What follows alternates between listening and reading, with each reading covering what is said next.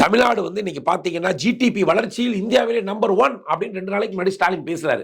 Okay, super. நீங்க பெருமிதையாக இருக்கக்கூடிய மாநிலங்கள்லாம் இந்த தொகையில ஒரு 40% சேர்த்துக்கங்க. இதனால் மத்திய அரசுடைய பணிச்சுமை குறையவில்லை. இந்த யதார்த்தத்தை தமிழ்நாடு மக்கள் புரிந்து கொள்ள வேண்டும்.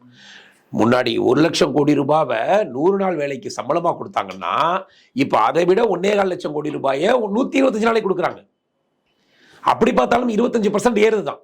அதுல நீங்க 40% இவங்க ஷேர் பண்ணி கொடுத்தாங்கன்னா அப்ப மிக சொற்பமான பணத்தை தான் மத்திய அரசுக்கு நஷ்டமாகுது. மக்களுக்கு லாபமாகக்கூடிய ஒரு ஸ்கீமை மத்திய அரசு கொண்டுட்டு வருது. இதுதான் பிராக்டிக்கலான உண்மை. இந்த ஸ்கீமை அமெண்ட்மெண்ட் பண்ணுது.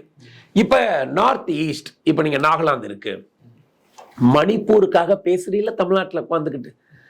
மணிப்பூர் மக்கள் பாவம் கஷ்டப்படுறாங்கன்னு அங்கு 100 நாள் வேலைவாய்ப்பு முகாமில் 125 நாள் உறுதியளிக்கப்பட்டு அதற்கான முழு சம்பளத்தை மத்திய அரசு தருது. நீங்க நார்த் ஈஸ்ட்ல இருக்கக்கூடிய மாநிலங்கள், நம்மளுடைய சகோதரிகள் சொல்லக்கூடிய அந்த மணிப்பூராக இருக்கட்டும், நாகாலாந்தா இருக்கட்டும், அது மாதிரியான மாநிலங்கள் எல்லோ மாநிலங்களுக்கும் 100%, 90% மத்திய அரசு கொடுக்குது. 10% நீங்க கொடுத்தா போதும் ஸ்கீம் கொண்டு வருது. அப்புறம் யூனியன் டெரிட்டரி, நீங்க கோவாவாக இருக்கட்டும், பாண்டிச்சேரியாக இருக்கட்டும், இந்த மாதிரி யூனியன்ல இருக்கக்கூடிய மாநிலங்கள், பாண்டிச்சேரியில நீங்க 125 நாள் வேலைவாய்ப்பு முகாமை உருவாக்கி அதில் 100% பணத்தையும் மத்திய அரசு கொடுக்குது.